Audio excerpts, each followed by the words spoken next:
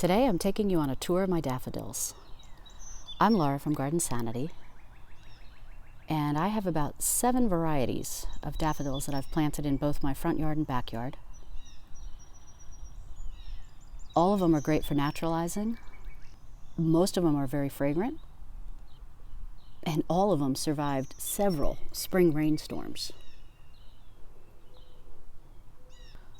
So let me take you on a tour.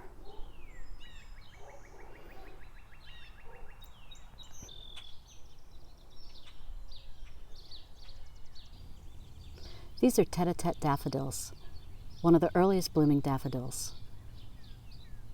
They're adorable. They're little. They only grow about 6 to 8 inches tall. What's cute about Tete-a-Tete is it's like they're having a tete-a-tete.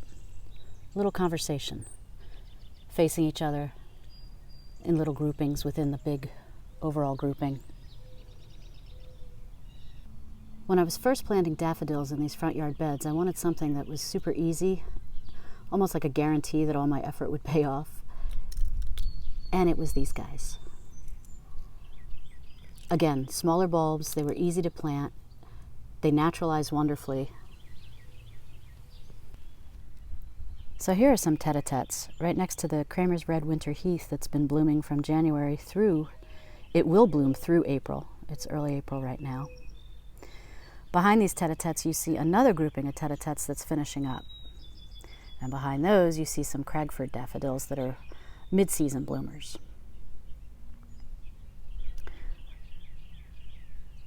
Tete-a-Tetes are so small that they look great with smaller planted bulbs like maybe grape hyacinths.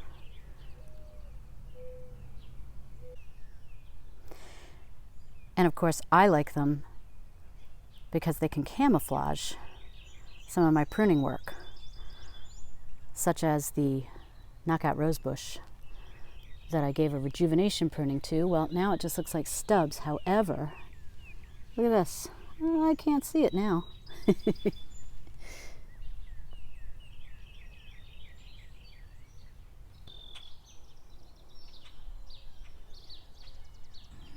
Red Devon daffodils.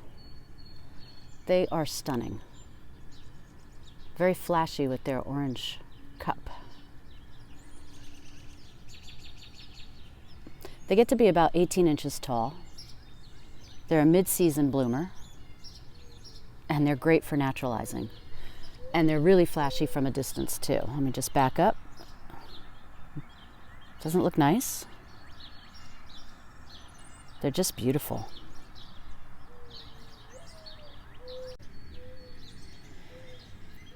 Here's some that are just starting to bloom, just so you can see. Now this one's a little more faded, and then you get down to this guy that's just going to start. It's almost like a reddish-orange cup. And then here we have a guy that just hasn't even opened yet, just starting out. So pretty. So I've told this story before, but I'll tell it again.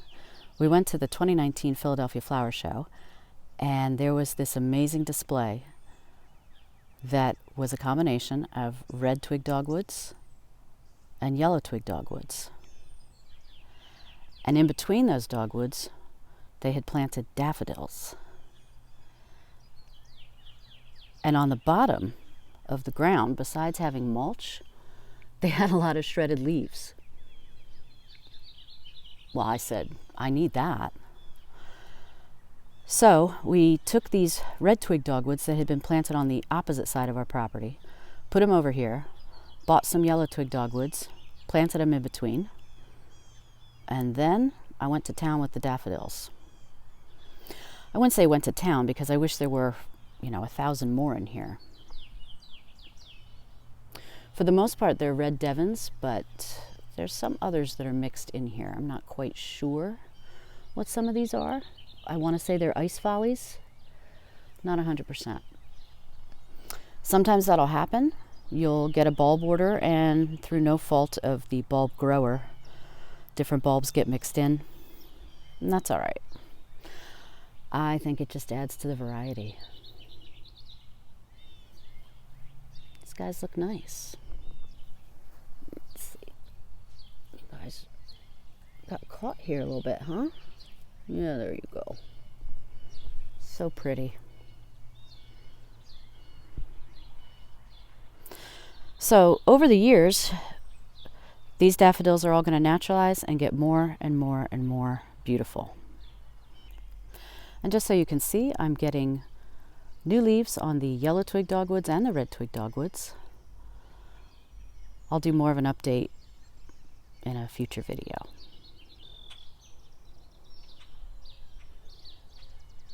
Around the base of the crepe myrtle tree, I planted Poeticus Actaea daffodils.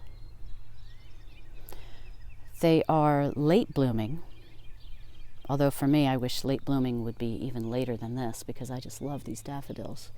But look how pretty they are. Oh my, they're so pretty. I'm glad I put some color around the crepe myrtle because it does not leaf out right away. You know, we're going to have these pretty bark but decorative twigs here basically for about another month or so. So this provides some much needed color, especially with the pinky winkies next to them, which are also just starting to leaf out. Now, there are some daffodil holes in this bed, and what I mean by that is I would love to plant daffodils in between the pinky winkies. What I ran into, and I ran into this around the arborvitaes in another bed too, is the ground is just a little bit too hard with all the shallow roots. Some are deep roots, some are shallow. Regardless, the ground was hard. So what I'm going to do is have to use one of those drill bit kind of things and drill some holes in the fall to plant more, which I will do. It'll be my first time and you can watch me do it. It could be good, could be disaster. We'll see.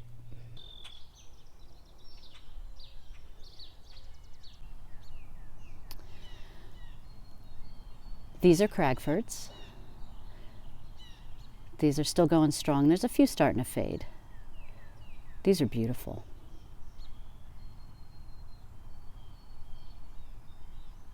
So there's red Devons planted behind this bunch of Cragford daffodils. Each stem gets 3 flowers on it, which you can see here. And these daffodils supposedly bloom reliably even in zones 9 and 10.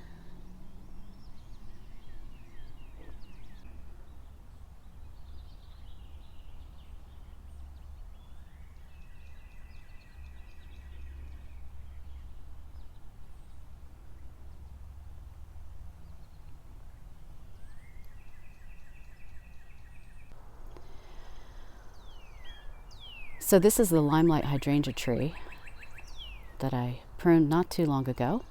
It's starting to bud out. And last fall, believe it or not, I planted daffodils all the way around. I don't know if it was bunnies, squirrels, what it was, but we came out just a couple days later and there were just things dug up everywhere. It was really frustrating. I'd even put chicken grit down, and as we get into the fall, I'll explain to you how I plant them. But these guys remained, and they will all naturalize nicely, so at least I got some growth around them. Yeah, these Cragfords are pretty, right? I really like those.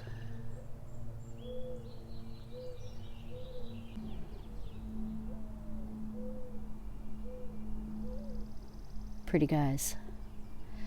Now these are planted also in a group of the Cragfords, so I'm not quite sure what these guys are. They look a little different, don't they?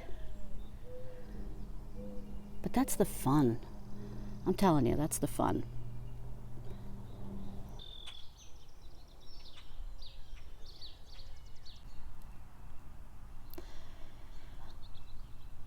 So this section is supposed to be all yellow Cheerfulness daffodils, but I see some white Cheerfulness mixed in, and I don't mind. Must have gotten mixed in from the bulb grower, and that's fine with me. I don't care. I take whatever daffodils I'm given.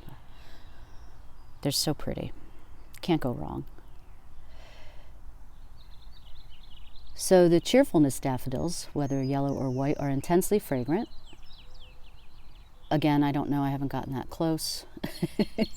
I don't bring them inside, like I mentioned. I like to just leave them in the garden. I think the intense fragrance is one of the reasons that a lot of rodents leave them alone, which is good. But these are very ruffled. The yellow are a very pale yellow, so quite different from the red Devons you see over here. It's quite a different shade.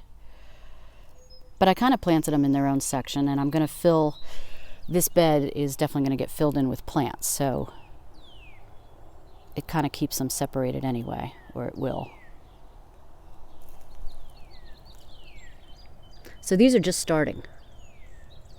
In fact, see this guy right here, I'm looking at him from above, but you can see those flowers are just starting to form.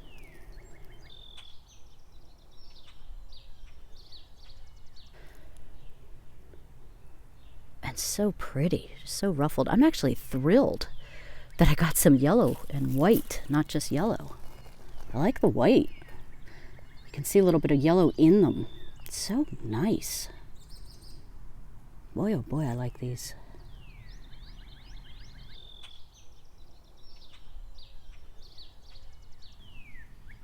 These are called Canaliculatis. And don't ask me to say that again. I'll spell it for you. It was hard for me to even try to find on the interwebs a good pronunciation of these. Long, difficult name, but adorable. Just adorable.